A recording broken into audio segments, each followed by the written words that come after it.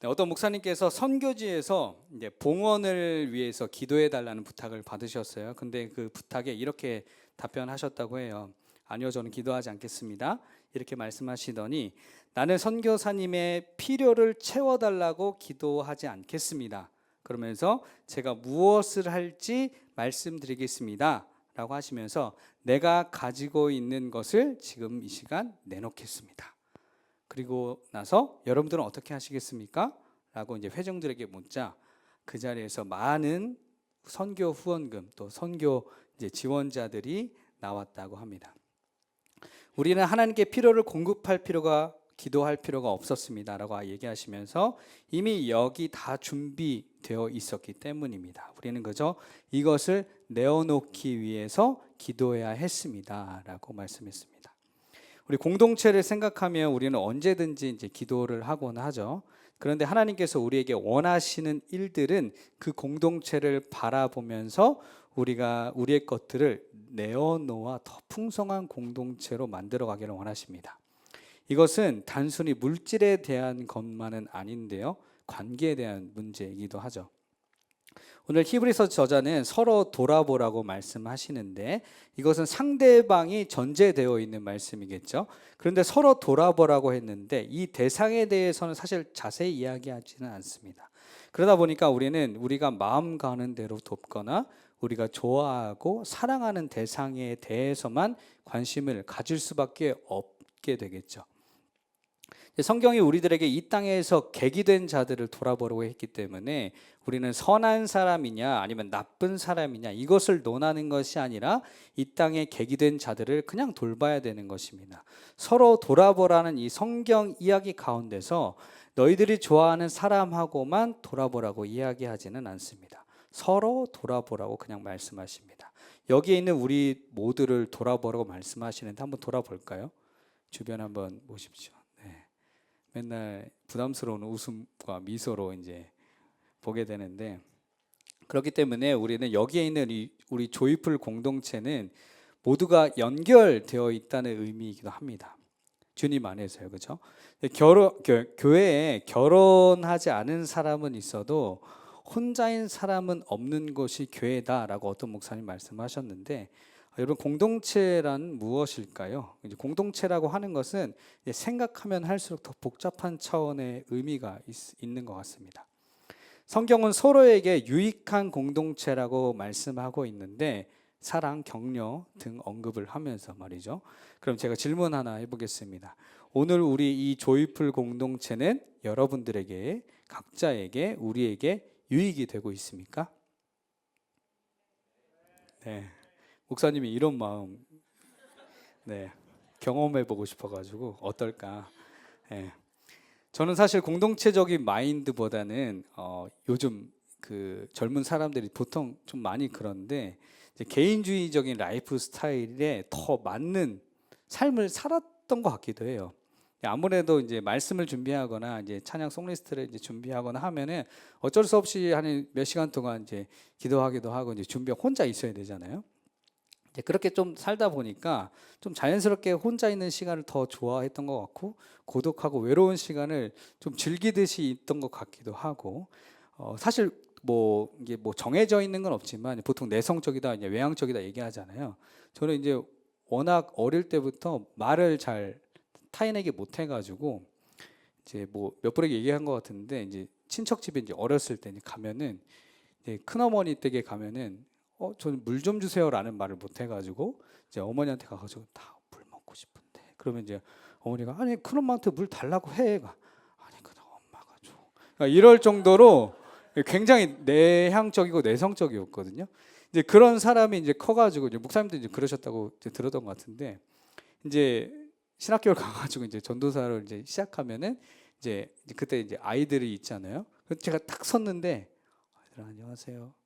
저는 민희준 전도사입니다. 이러면은 이제 그 첫인상이 되게 중요하니까 굉장히 저의 원래 삶의 그 이 텐션보다 몇 배는 훨씬 이렇게 안녕하세요 이렇게 한 번도 그래 본 적이 없는데 그래야 될 것이다라고 생각하고 이제 그렇게 살아왔던 것 같아요. 그러다 보니까 이제 그렇게 에너지를 다 써버리면 집에 가면 이제 골방에 들어가 가지고 이제 안 나오고 막 그랬었던 것 같아요. 그런데 생각해 보면 혼자 있는 것이 유익하다고 제가 느꼈지만 혼자 살아갈 수 있을까요? 아니요. 사람은 함께 해야 사는 존재입니다. 홀로 살아갈 수 있는 존재는 주님밖에 없어요. 근데 그 주님도 우리를 사랑하셔서 우리를 만드셨잖아요. 내 평생에 가는 길이라는 책이 있습니다. 옛날에 이제 추천 도서여가지고 이제 교수님께서 읽어보라고 해서 읽어봤는데 그 책에서 제가 아직도 기억하는 이 표현이 있는데 교제하는 거. 교제는 정상적인 성장 수단이고 고독은 부차적인 성장 수단이다. 이렇게 나와 있거든요. 우리는 고독함 가운데 하나님을 만날 수도 있지만 정상적인 신앙 성장은 어디서 일어나냐면 성도들과의 교제 속에서 일어난다는 거예요. 이 책에서는. 현대사회 시대는 점점 개인주의 삶이 더 많이 강조되고 그렇게 변모하면서 추구하기도 하죠. 왜냐하면 당장 편하기 때문이고 유익한 점을 얘기하면 남에게 피해를 안 주니까 이렇게 강조를 하죠. 신앙생활 할 때에도 대형교회 다니고 싶은 이유 중에 하나가 뭐예요? 그냥 편하게 신앙생활 하고 가서 예배를 드리고 나 좀 말 안 걸었으면 좋겠고 나 좀 예민하니까 예민해서 여기 왔으니까 그냥 예배만 드리게 그러기 위해서 가는 사람도 있고 그죠? 이제 좋은 나름대로의 좋은 핑계는 뭐예요? 하나님께 집중하고 싶다. 이렇게 이제 가는 사람들이 많거든요. 근데 하지만 사실 그냥 편하고 싶은 이유가 좀 가장 크겠죠. 우리가 코로나 때 전 세계적으로 어려움을 겪었잖아요. 그것을 통해서 우리가 뼈저리게 느낀 게 무엇인가요? 학습이 됐어요. 우리는 어려움이 닥쳤을 때 우리만 잘해서 되지 않는구나. 딱 그 초반에 한국이 되게 잘했잖아요. 대처를 되게 잘해서 막 급속도로 안 퍼지고 우리 무슨 접근이라고 하죠? 이제 다 올라가 누구 만났는지 이제 거꾸로 다 가가지고 이제 조사해가지고 그 만난 사람까지 다 이제 가둬놨었잖아요. 못 나가게 했었잖아요. 그러면서 한국은 잘한다 전 세계가 그랬는데 나중에는 한국도 그냥 금방 우리나라도 이제 다 이제 뚫렸잖아요. 그래서 우리만 잘해서 안 되는구나. 전 세계가 협력할 수밖에 없었죠. 그리고 작년인가요? 트리키에 지진 때도 그죠? 마찬가지였고 좋았던 싫었던 간에 협력해야 되는 것을 우리가 배웠습니다. 그런 의미에서 앞으로 이 시대를 이끌어가는 제가 생각할 때 리더의 자질에는 이 조화와 협력에 좀 탁월한 사람이 좀 리더가 되면 좋겠다. 그렇게 돼야 되지 않을까 좀 생각이 드는데 예전에는 리더하면 어땠어요? 강하고 리더십 강하고 그 리더의 역량이나 어떤 그 능력을 좀 봤다면 이건 이제 챗 GTP가 더 잘해요. 제가 이제 공사를 하다가 제가 이제 몇 년 동안 하면서 한 번도 경험해 보지 못한 이제 예외 상황이 나타난 거예요. 이걸 어떡하지? 여기는 도배를 할 수 없는데 그 부분에 대해서 이제 이제 점심 먹으면서 이제 고민하다가 챗 GTP를 켜가지고 이런 상황에는 어떻게 도배해야 돼? 물어봤는데 그대로 했는데 그냥 됐어요. 그 정도로 지식이나 이런 능력이나 이런 것들은 이미 기계를 못 따라가요. 근데 기계가 못하는 게 여전히 있죠. 뭐죠? 공감하고 조화롭게 하는 거, 그죠? 이런 것들을 사랑하는 거 이런 걸 못하게 되죠. 이 시대를 보면 하나가 되게 하는 것이 점점 사라져 가는 것 같아요. 이 세대 갈등만 봐도 답이 없습니다. 꼰대라고 하죠. 또 MZ라고 하죠. 이미 편가르기가 우리의 삶에 깊숙이 있기 때문에 내가 싫어하는 저 사람과 화합을 이룰 바엔 내가 때려치겠다. 그죠? 이런 마인드가 이 시대 마인드 아닌가요? 이런 생각을 우리가 하는 사람이라면 우리가 교회에서는 하나를 이루겠다는 우리의 기도와 고백들은 사실 말도 안 되는 것이겠죠. 저희 교단, 우리 조이풀 교회는 장로회, 그죠? 대한예수교 장로회 통합 측에 소속된 교회인데 그 학교가 이제 그 워커힐 호텔 뒤쪽에 아무도 모르는 곳에 장로회 신학대학교라고 있어요. 제가 거기 나왔는데 여기 MDB 과정이라고 현재 제가 마친 학위이고 목사님들 거기 하신 걸 알고 있는데 목회학 석사거든요. 그런데 이 학교 신대원 입시가 이제 신학도들 사이에서는 굉장히 좀 민망하지만 좋은 대학교에 계신 분들의 그 대학처럼 굉장히 어렵다고들 이제 소문이 많이 나 있거든요. 지금은 아니에요. 지금은 아닌데 어쨌든 제가 이제 입학하기 전에 너무 미국에 가고 싶었어요. 너무 가고 싶어가지고 그 신대원이고 뭐건 간에 접고 나는 미국에 가야겠다. 미국에 가서 공부도 좀 하고 내가 그토록 원했던 예배 음악 이제 워십 리더 이제 그 공부 과정도 이제 하고 나같이 이제 이렇게 조그만 교회에서 자라고 그냥 이렇게 그런 이렇게 작은 교회에서 계속 사역하고 물론 온누리교도 있었지만 그런 데서 있었던 사람은 인프라가 없으니까 나는 이 방법밖에 없다라고 생각을 품고 이제 미국의 달라스에 이제 CFNI라는 이제 학교가 있거든요. 그 학교에 이제 어플라이를 했습니다. 근데 유니버시티는 아니고 이제 칼리지이기 때문에 들어가는 게 이제 비교적 좀 수월했는데 이제 거기서 이제 오면 된다라고 이제 통지를 받았고 이제 통장에 너가 이제 1,500만 원 정도 있으면 이제 와서 기숙사에 들어와서 이제 할 수 있다.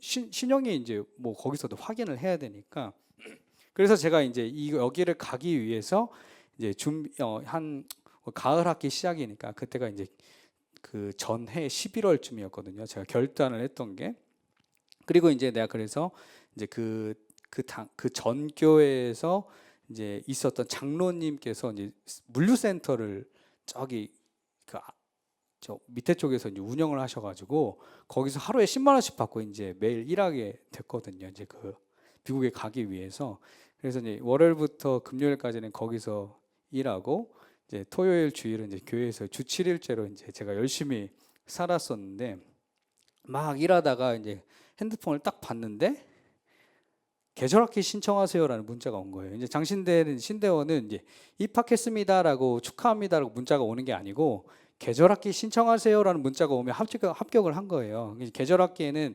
헬라어, 히브리어 이제 들으세요라고 이제 오거든요. 근데 저 같은 경우에는 이제 학부 때 했기 때문에 굳이 안 들어도 되긴 했는데 어쨌든 그 축하 문자니까 딱 그 일하다 딱 봤는데 순간 안 가 하고 제가 껐습니다. 안 가고 끄고 이제 일하다가 중간에 이제 생각이 나는 거예요. 왜냐면 제가 재수를 했거든요. 그 전해에는 굉장히 가고 싶었는데 1년 만에 가기 싫어진 거예요. 근데 이제 딱 그 합격 딱 통지를 딱 받으니까 이제 갑자기 싱숭생숭 이제 한 거예요. 순간. 이걸 어떻게 해야 되지? 어떻게 판단을 해야 되지? 해가지고 이제 주변 선배들한테 이제 제가 조언을 구했습니다. 근데 모두 이제 그 학교를 장신대를 가라고 하는 거예요. 근데 안타까웠던 게 뭐냐면 좀 미국에 갔다 와본 사람한테 제가 물어봤어야 되는데 그 뭐 해외라고 해외 단기 소교밖에 안 간 사람들한테 제가 물어봐가지고 본인들도 몰라요. 근데 제가 그런 사람들을 물어보니까 야 장신대 들어가기 힘든데 야 거기 가야지 이래가지고 그래요? 그래서 그리고 근데 그렇지만 미국에 가고 싶으니까 무시하고 근데 이제 제가 그 당시에 지금도 이제 존경하고 좋아하는 목사님이 이제 계신데 그분이 저한테 뭐라고 했냐면 희준아 너 그렇게 작년에 이렇게 노력하고 그랬는데 한 학기만 해봐. 한 학기만 하고 결정해. 그리고 또 이제 우리는 이제 3월에 입학하지만 거기는 이제 9월에 하니까 한 학기 해보고 아니면 그냥 가면 되겠다. 아니면 뭐 어차피 늦었는데 1년 그냥 돈 벌어가지고 가자. 이런 이제 왜냐면 후회를 남기고 싶지 않았어가지고 입학을 했어요. 제가 장신대에 입학을 딱 해가지고 한 학기를 딱 했는데 결혼을 해버렸어요. 네. 그래가지고 미국을 가지 않았다는 아름다운 이야기 사랑합니다. 네. 어쨌든 네 그렇게 끝났는데 왜요? 좋아요. 그래서 저 여기 있지 않습니까? 네. 어차피 뭐 또 나중에 갈 수 있고 뭐 그렇게 이야기를 왜 해드렸냐면 이제 미국 못 가서 너무 아쉽다는 이야기가 아니고 내가 한국에 남아 있게 하신 하나님의 뜻은 도대체 무엇인가라는 게 그 당시에 저한테 굉장히 중요한 질문이었거든요. 하나님이 우리를 보면 우리를 물레동의 조이풀 교회를 이렇게 세우셨어요.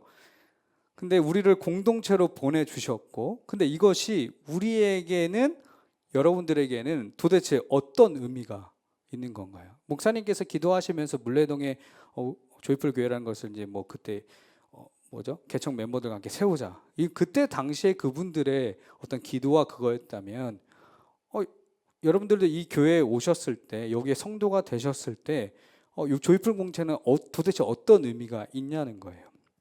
좋은 교회, 멋진 교회 많고 유명한 교회도 많고 대형 교회도 많고 재건축 리모델링해서 이쁜 교회도 많은데 물론 우리 교회도 좋죠. 그런데 그것 말고 왜 도대체 물레동 조이풀 공동체를 세우셨고 그게 나에게 어떤 의미가 있는가? 이 공동체 안에서 우리가 서로를 돌아보라는 오늘 말씀의 명령은 우리들에게 또 어떤 의미인가? 그리고 이 공동체 안에서 선행을 격려하는 것, 누군가를 칭찬하고 돌보는 것은 어떤 의미인가? 이 공동체 안에서 만남을 가졌을 때에 신앙 안에서 어떤 의미를 가지고 수많은 질문들이 있어요. 근데 이 제 말은 아니고 어떤 목사님이 이걸 뭐라고 했냐면 섭리적 관계, 영어로는 디바인 프로비전이라고, 다시 말해서 신의 공급, 하나님의 은혜적 관계라는 거예요. 그게 공동체라는 거예요. 생각해 보세요. 하나님의 은혜가 아니면 한번 만날 이유가 없는 사람들끼리 모였잖아요. 그죠? 재작년만 해도 저 여기 아는 사람이 단 한 명도 없었습니다. 그죠? 근데 갑자기 나타나가지고 하나님의 섭리 가운데 이 자리에 영광스러운 자리에 제가 전하고 있잖아요. 마찬가지로 하나님이 우리에게 섭리적 관계를 주셨다는 거예요. 그것을 그런데 섭리적 관계로 이제 발전해 나가고 형성해 나아가는 데에 몫은 우리한테 있다는 거예요. 그렇게 반대로 우리에게 섭리적 관계를 주셨지만 그것을 섭리적 관계로 만들지 못하고 시기하고 질투하고 싸움하고 오해하고 이런 것들로 변질되는 공동체가 된다면 성장이 없는, 은혜가 없는 불행한 공동체가 되겠죠. 이랬을 때 여러분들에게 조이풀 공동체는 지금 어떤 의미가 있습니까? 군대를 제대하고 제가 이제 제대하자마자 2주 만에 전도사를 나가기 시작했거든요. 머리가 그냥 반상인 상태로 그냥 사역을 시작한 거예요. 근데 이제 그때 처음 사역한 교회가 이제 안양에 있는 작은 교회였는데 그 교회에서 제가 4년 동안 이제 사역을 했고요. 첫 2년은 이제 아동부 1학년부터 6학년까지 그 작은 교회, 여기보다 작은 교회거든요. 근데 100명 정도가 있었어요. 1학년부터 6학년까지 이제 아파트 단지 안에 있어가지고 교회가 그 상가에 있었거든요. 그리고 이제 이후 2년은 이제 청소년부를 맡아서 했는데 제가 부임해서 그때 당시에 5학년이었던 친구는 저랑 4년 동안 같이 했겠죠. 5학년, 6학년, 중학교 1학년, 2학년까지. 근데 그때 이제 그때 있었던 친구가 최근에 전화가 왔어요. 이제 결혼을 한다고 전화를 와가지고 되게 신기했는데 이제 막 통화를 하면서 이제 그때 뭐 어땠고 우리 좋았고 뭐 은혜도 받았고 여러 가지 이제 얘기를 이제 은혜 받았다는 이야기들 나누었어요. 그때는 제가 제대를 이제 하자마자 가가지고 굉장히 투철한 병장 정신으로 학교에서 교회, 뭐 집에서 교회, 이거를 진짜 막 불철주야로 막 다녔거든요. 그때는 뭐 차도 없고 오토바이도 없고, 네, 50만 원 받았었는데 그거를 이제 일주일 동안, 아니 한 달 동안 사는 거. 일주일이면 많은 거지. 한 달 동안 살아났던 거예요. 근데 이제 그럼 이제 보통 새벽에 연락이 와요. 이제 중학생 1학년, 2학년 보통 2학년, 3학년 이런 친구들이 그럼 이제 집을 나왔다는 거죠. 왜 꼭 새벽에 나오는지 모르겠는데 새벽에 이제 가는 거, 택시 타고 가는 거예요. 가면은 이제 저는 이제 교회에서 잘 생각을 하고 가면은 그때 애들이 이제 뭐 어디 가겠어요. 스마트폰이 있었는지 모르겠는데 있었나요? 근데 PC방에 가가지고 이제 막 PC방에 한두 시간 있다가 뭐 두세 시간 있다가 배고프니까 나오면은 이제 교회 와서 컵라면 먹거나 편의점 가서 편의점에서 라면 먹고 집에 가서 집 앞에서 기도해주고 이상한 상황인데 그 보내는 거예요. 이런 일들을 막 하는데 제가 이제 통화하다가 되게 충격적인 얘기를 들은 거예요. 그때 새벽에 전도사님 불렀던 이유 중에 하나가 뭐였냐면 가끔 전도사님이 외로워 보여서 불렀다는 거예요. 그러니까 저도 굉장히 오가는 길이 힘들었지만 맡겨진 양들을 위해서 갔고, 그 아이들도 힘들었지만 제가 외로워 보여서 나를 불렀다는 거예요. 근데 우리들이 정확히 알기 때문에 그것이 야 잘못됐다, 맞다, 네가 그럴 수 있냐, 이게 아니라 그 만남 가운데 따뜻함이 있잖아요. 그때 같이 놀고 뒹굴고 자고 예배드리고 했던 그 섭리적 관계가 여전히 저에게는 공동체가 어떤 것일까라고 하면 떠오르는 하나의 모델이 된 것 같거든요. 그때 그 친구 생각하면 되게 좋았지. 하나님께서 물레동에 이 조이풀 교회를 주셨는데 삶을 살아가시다가 힘들고 지치고 절망하고 낙담하는 어느 힘든 시기가 내게 닥쳤을 때 목사님한테 전화해야겠다. 그 김간사님한테 전화해야겠다. 너 교회 가서 좀 기도 좀 해야겠다. 빨리 예배 좀 드리고 싶다. 우리는 그랬을 때 우리 예배 공동체를 넘어서서 섭리적 공동체로 나아갈 수 있다는 거예요. 팀 모임 힘들어 하시는 분들 있으실 거라고 생각합니다. 태생부터 혼자 있는 게 편하고 교회 모임하면 이제 마음부터 어려우신 분들 분명히 있거든요. 근데 약간 팀 모임을 오해하는 분들이 좀 있는 것 같아요. 팀 모임 할 특히 이제 뭐 리더 하시는 리더분들, 간사님들, 뭐 설교하시는 것처럼 부담 갖는 분들도 있는데 그럴 필요가 없어요. 왜냐하면 설교는 목사님이 하시잖아요, 그렇죠? 간사님들보다 목사님이 설교를 잘하실 거 아니에요. 그리고 성경 공부도 뭐 조이풀 아카데미나 그죠? 기독교 에센스 들으시면서 풍성하게 공부하시면 됩니다. 팀모임가 있는데 뭐 찬양하고 기도하고 예배드리고 말씀 보고 이런 건 나쁜 게 아니라 하세요. 그런데 그것만큼 중요한 게 있는데 뭐냐면 그리스도인으로서 서로를 격려하고 있는가, 사랑하고 응원해주고 있는가, 함께 문제가 있으면 기도해주고 어려운 부분이 있으면 그 팀 모임 안에서 아니면 뭐 교회적으로 도와줄 것이 있는가, 흘려보낼 것이 있는가, 이런 것들을 그런 것들을 막 나누고 삶을 나누고 깊숙이 들어가야지 섭리적인 관계, 하나님의 은혜가 있는 관계를 형성할 수 있다는 것이고, 그것이 우리의 삶을 나누는 것이 정말 팀 모임의 가장 중요한 이유 아닐까요?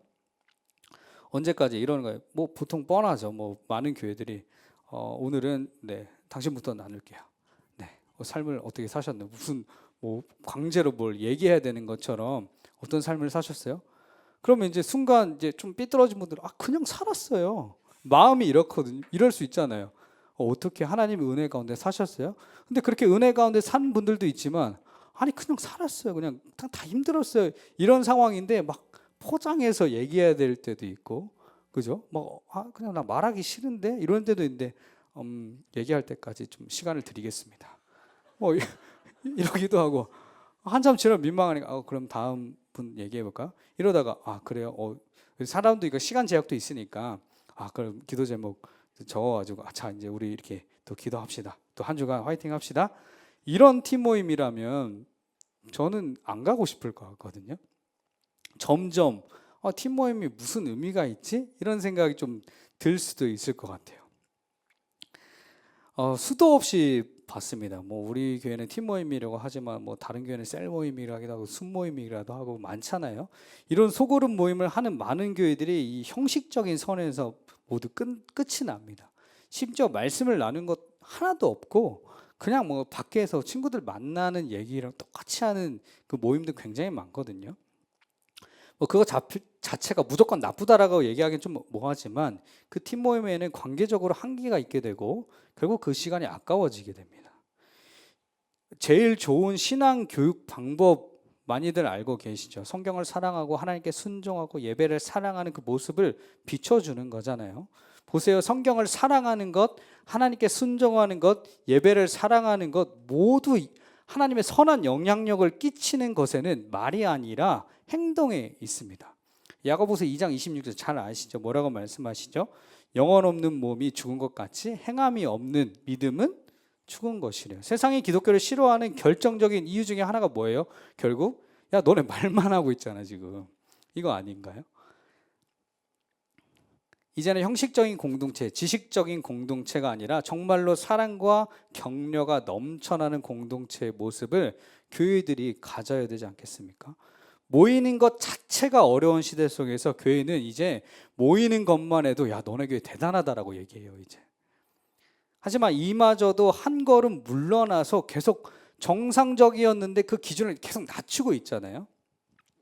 제가 학부 때 이제 역사신학 담당하셨던 이제 교수님께서 뭐라고 하셨냐면 기독교인들은 이 성경책을 이렇게 교회 갈 때 팔에 끼고 이렇게 가야 돼. 이렇게 가야 되는 것 같아. 왜 그럴까요?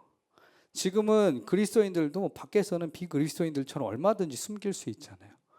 그렇죠? 옛날에는 지금도 그러신 분도 있지만 차에 이제 백미러에 십자가 이렇게 달려 있잖아요. 그 지금은 있으나 없으나 네, 나가는 말들은 비슷하지만 이해를 못 하신 것 같은데, 네, 뭐 십자가를 들고 어떤 분들은 십자가로 이렇게 찍어버렸다고 하시는 분들도 있는데, 네, 어찌 됐든 간에 어쨌든 우리의 믿음이 공동체적으로 드러나야 되지 않겠습니까? 그 무엇이든 말이죠. 전도서 4장 9절에서 12절 말씀입니다. 너무 잘 아시는 말씀인데 제가 봉독해 드릴게요. 두 사람이 한 사람보다 나으면 그들이 수고함으로 좋은 상을 얻을 것입니다. 혹시 그들이 넘어지면 하나가 그 동물을 붙들어 일으키려니와 홀로 있어 넘어지고 붙들어 일으킬 자가 없는 자에게는 화가 있으리라. 또 두 사람이 함께 누우면 따뜻하거니와 한 사람이면 어찌 따뜻하랴. 한 사람이면 패하겠거니와 두 사람이면 맞설 수 있나니 세 겹줄은 쉽게 끊어지지 아니하느니라. 아멘. 말씀 보니까 진정한 공동체는 추울 때 함께 있어주는 사람 때문에 따뜻하대요.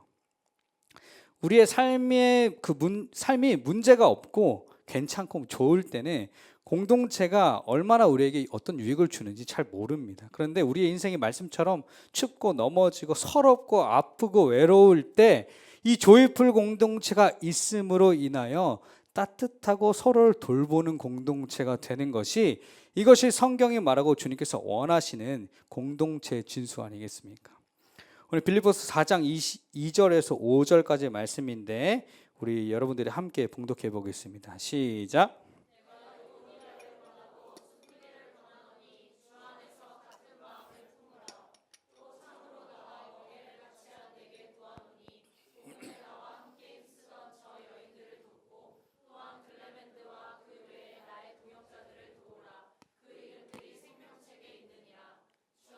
항상 기뻐하라. 내가 다시 말하노니 기뻐하라. 너희 관용을 모든 사람에 알게 하라. 사도 바울이 빌립보 교회에 편지를 보낸 내용이죠. 그런데 고린도 교회가 이제 다툼이 있었던 것처럼 빌립보 교회에도 이제 문제가 있었는데, 기둥 역할을 했었던 유오디게와 이제 순두게에게, 야, 너희에게 내가 권하는데 주 안에서 좀 같은 마음을 좀 품어라. 너네 그 교회에서 기둥이잖아. 그럼 같은 마음을 좀 품어줘. 교회에서 열심히 섬기는 사람들 중에 기쁨이 없는 분들이 있습니다. 도대체 나는 섬기고 헌신하는데 왜 기쁨이 없을까? 바로 나에게 기쁨이 되지 않은 그 사람 때문에 기쁘지 않는 분이 있거든요. 그 사람도 열심히 하고 이 사람도 열심히 하고, 사실 우리들이 이제 아무것도 하지 않으면 갈등은 없습니다. 그런데 뭐 열심히 있다 보니까 마음이 맞지 않은 이제 부딪히고 기쁨이 사라지게 되잖아요. 사도 바울이 말하는 거예요. 같은 마음을 좀 풀어라. 고린도 1장 10절에도 말씀하잖아요. 좀 같은 마음을 품어라. 같은 비전을 좀 가져라. 그 방법이 뭐냐면 5절에 나와 있어요. 5절 다시 한번 읽어볼까요? 빌립보서 4장 5절 시작. 너희 관용을 너희 관용을 모든 사람에게 알게 하래요. 이게 뭐예요? 관용을 알게 하라는 거예요. 양보하라는 거예요. 품으라는 것이고 받아주라는 거예요. 그래야 주님과 가까워진다고 합니다. 싸움과 다툼이 많은 교회의 특징이 뭐예요? 나는 맞고 너는 틀려. 이거 더 디테일하게 보면은 너도 맞는데 내가 더 맞아. 이거거든요. 나도 틀린 게 얘기했지만 너가 더 틀렸어. 이렇게 싸우는 거거든요. 예전에도 한번 말씀드린 적 있는데, 제가 결혼을 6개월 만에 했어요. 아까 한 학기 지나고 한 학기 이제 6월 달에 끝나잖아요. 그죠? 학기가 7월 달에 만나기 시작해서 다음해 1월 달에 결혼을 했어요. 그러다 보니까 서로 보통 이제 사계절은 지나봐야 되는데 뭐가 그렇게 급했는지 확 이제 결혼 빨리 했는데 잘 모르잖아요, 서로에 대해서. 그러니까 처음에 막 싸우는 거예요. 그때 그 당시에는 막 이해가 안 되고 그러니까 막 논리적으로 막 이건 이거 저건 이렇게 막 이렇게 얘기했어. 근데 그때 와이프 저에게 뭐라고 얘기했냐면, 오빠 말이 맞는데 와닿지 않아. 너 말이 맞는데 나한테 와닿지 않아. 네 말은 나는 영향력을 끼칠 수가 없어. 이렇게 확 들어오는 거예요. 그래서 그때 제가 깨달았던 게 뭐냐면, 관계는 정답이 아닐 수 있구나. 우리의 인생이 언제 끝날지 모르지 않습니까? 주님께서 내일 걷어가시면 그냥 끝나는 거예요. 근데 쓸데없는 시간을 보내는 게 너무나도 많은 것 같습니다. 저도 예배팀을 담당하기 때문에 이제 많은 의견과 이제 이야기들을 이제 돌려 듣기도 하고 바로 듣기도 하죠. 그럴 때마다 이야기하고 싶어요. 네, 저도 알아요. 아니, 내가 더 잘 알아요. 근데 이게 문제인 거 저도 알고 저게 문제인 거 저도 알고 있습니다. 그런데 제가 갖고 있는 이 문제를 해결할 수 있는 그 정답이 정답스럽게 되려면 정답이 필요 없을 때가 많더라고요. 근데 어떤 문제를 해결하기 위해서 내가 누려야 하는, 우리 팀이 누려야 하는, 우리의 공동체가 누려야 되는 그 기쁨을 잃어버리면 안 되잖아요. 그 정답 때문에. 너희들이 언제 주님 곁에 갈지 모르는데 주님과 같이 관용을 좀 베풀어라 라고 사도 바울이 그래서 이야기했던 것입니다. 우리가 믿음이 있다고 하는 것, 그것이 뭔가요? 만날수록 좋아야 되잖아요. 결혼을 하기 전에 이제 어떤 분들이 저에게 물어요. 결혼 생활 좋습니까? 좋아요? 좋아요. 네, 그러면 순간 대답이 안 나와요. 해명을 해야 되는데 지금.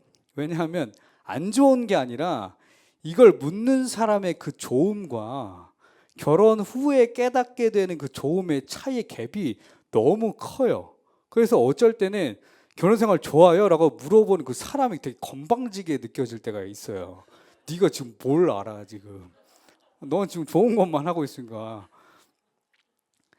섭리적 관계, 이제 하나님의 은혜적 관계에서 하나님께서 우리를 조이풀 공동체로 부르셔서 우리를 섭리적 관계로 만들었다는 것은 우리가 좋은 일만 하는 것이 아니라 힘든 일, 아픈 일 함께 하는 것입니다. 우리 조이풀 교회가 가장 잘하는 거 아닙니까? 저는 전교인의 반 이상이 장례식 가고 전교인 반 이상이 대부분이 결혼식 가는 거 처음 봤거든요. 한 주 동안 제가 말씀을 준비하면서 이제 떠올랐던 이제 키워드, 저는 늘 설교를 준비할 때 키워드가 저에겐 굉장히 중요한데 교회 사랑이었습니다. 근데 저에게는 사실 좀 숙제 같은 키워드였거든요. 왜냐하면 교회를 사랑하는 게 참 힘든 시기가 있었고, 교회 때문에 교회가 싫은 게 아니라 사람 때문에 교회가 그냥 싫어지니까 결국 사람이 싫은 게 교회도 싫어지게 되었던 거거든요. 그런 상태에서 사실 제가 조이풀 교회에 왔던 겁니다. 그런 경험 많이들 하셨을 거예요. 저는 이 교회에 부임한 지 이제 1년 반이 조금 지나가고 있는 시점인데, 이제 예배팀을 함께 이끌어가면서 이제 마음이 조금 바뀌기도 했어요. 회복이 되기도 하고, 예배팀 운영을 제가 여기서만 한 건 아니고 이제 여러 사역 교회에서 이제 하게 됐는데, 제가 나름대로 이제 공부하고 정리하고 이 교회 저 교회에 맞는, 거기에 맞게 이제 유연하게 이제 운영을 할 거 아닙니까? 근데 그때마다 제가 늘 고민했던 게 뭐냐, 나는 무조건 한 발자국, 두 발자국, 다섯 발자국, 열 발자국 앞서가야 돼. 그게 지식이든 실력이든 무슨 뭐 어떤 예배학적인 것이든 기도든 영적이든 모든 것이 내가 앞서 있어야 돼. 물론 생각은 좋죠. 그런데 제가 1년 반 동안 정말로 조이풀 교회 이제 교회 사랑의 키워드 때문에 교회를 계속 생각하게 됐는데, 정확히는 제가 8일 동안 생각을 했는데, 그때 제가 조이풀 교회 사람들, 성도들이 저한테 많이 했던 말이 생각이 났어요. 그게 뭐냐면, 그렇게 늘 앞서가야 된다고 생각해왔던 제가, 그렇게 사역했던 저에게 이런 것들은 사역을 우리가 지금 준비해야 돼요 라고 했을 때, 많은 분들이 제가 같이 할까요? 라는 말이었어요. 이게 생각이 나오는 거예요. 같이 할까요? 물론 저는 예배팀을 함께 만들어가는 리더로서 더 많이 공부를 해야겠죠. 그런데 그것이 리더십을 결정하는 것이 아니라, 나는 이 사람들과 지금 같이 가고 있는가? 나는 이 사람들에게 어떤 지금 위치에 있고 어떤 관계를 갖고 있고, 나는 정말 이분들과 섭리적 관계 안에 있는가? 이것을 생각할 때 내가 누군가에게 따라오라고 하는 것뿐만 아니라 내가 누군가를 당연히 기다릴 수도 있어야 하는구나. 언제까지요? 그 사람이 우리 조이풀 공동체의 모토처럼 세워지고 살려질 때까지. 조이풀 공동체가 여러분들에게 그런 따뜻한 동행의 공동체가 되기를 주님의 이름으로 축복합니다. 네, 말씀 마무리할 건데요. 여러분, 우리 조이풀 공동체가 섭리적 공동체, 은혜의 공동체로 더욱 성장하게 하는 교회 장치들이 사실 많이 있습니다. 먼저 금요예배, 주일예배, 그죠? 이거보다 중요한 것은 없습니다. 그 다음에 주일 12시 30분부터 20분 동안 교회를 위해서 중보하는 미스바 기도회가 있습니다. 또 수요일에 수요 중보 기도회가 있습니다. 참여하셔서 공동체를 위해서 한 마음이 되셔야 됩니다. 이것이 결국에는 소망을 붙잡는 공동체가 되게 하는 것이거든요. 최근에는 교회에 출석하지 않고 믿음을 지킨다는 사람이 많습니다. 난 교회 다니지 않지만 하나님 믿어. 그리스도인은 공동체가 없으면 믿음이 절대 성장하지 않습니다. 서두에 말씀드린 것처럼 사람은 혼자 존재할 수도 없고 혼자 살아갈 수도 없습니다. 사람은 함께 해야 되는 존재이고 함께 할 때 살아난 존재입니다. 로마서 12장 5절에 이렇게 말씀해 이와 같이 우리 많은 사람이 그리스도 안에서 한 몸이 되어 서로 지체가 되었느니라. 영어로 뒤편에 보면 이렇게 얘기했어요. And these members do not all have the same function. 우리가 다 다른 사람이 조화롭게 한 몸을 이루는 것, 그것이 공동체. 그러므로 성경은 공동체와 내가 떨어질 수 없는 관계. 이제 여러분들은 조이풀 성도시라면 조이풀 공동체와 떨어질 수 없는 삶을 살아가신다는 거예요. 그러니 하나를 이룬 공동체, 이게 뭐예요? 교회예요. 그러므로 하나를 이룬 그리스도의 몸, 교회는 겉으로 보이는 어떠한 것이 아니라 공동체의 상태를 의미합니다. 우리 조이풀 공동체는 살아있는 공동체인 줄 믿습니다. 공동체가 살아있다는 것을 무엇으로 알 수 있나요? 개인적인 유익과 소유를 내려놓고 공동체를 선택하는 지체들이 있고 공동체의 아픔을 내 아픔으로 나의 것으로 내어놓을 수 있는 그런 사람들이 모인 곳, 살아있는 공동체입니다. 마치 손과 발은 다르게 생겼지만 서로 갈등하지 않듯이 각자의 역할을 감당하듯이 하나의 몸처럼 움직이는 공동체가 바로 하나님의 공동체인 것입니다. 각자 다른 생각을 가지고 있는 존재들이 모여서 이곳에 있기 때문에 때론 갈등이 있기도 하지만 그것을 넘어서서 하나가 되게 하시는 과정 속에 사랑과 격려와 선행을 통해서 하나가 되어가는 공동체가 바로 소망을 붙잡는 공동체인 것입니다. 저마다 붙잡고 있는 소망들이 있죠. 소망이 없는 사람들조차도 소망 없음을 붙잡고 있습니다. 그런데 사람들이 생각하는 그 소망은 내 앞에 닥친 문제 해결이나 윤택한 삶에 대한 정도에서 머물러 있지만 성경에서 말하는 소망을 붙잡는 공동체는 결국 하나님의 나라를 붙잡는 공동체인 것이죠. 그렇게 소망을 붙잡는 공동체로 더욱 성장해 나아가는 우리 조이풀 공동체가 되기를 주님의 이름으로 축복합니다.